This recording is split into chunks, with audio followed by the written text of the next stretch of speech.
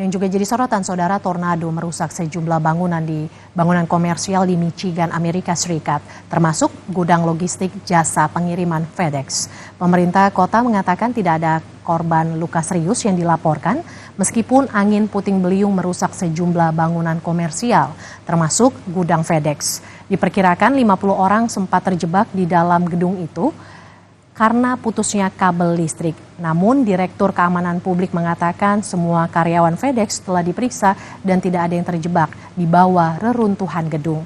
3 tornado dilaporkan melanda Michigan pada hari Selasa kemarin ketika cuaca buruk melanda.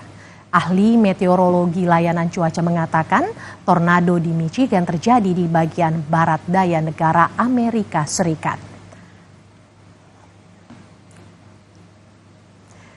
Saudara, tetaplah di Kompas Siang. Presiden Jokowi menanggapi santai tidak ada foto dirinya di kantor DPD PDIP Sumatera Utara.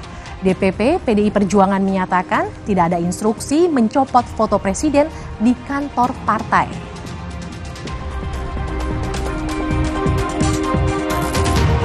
Ada pula informasi fakta baru terungkap dalam sidang lanjutan tindak pidana korupsi dan gratifikasi mantan Menteri Pertanian Syahrul Yassin Limpo.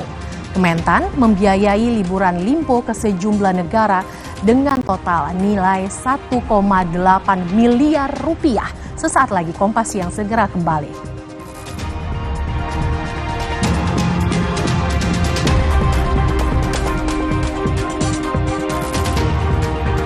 Ribuan pasang mata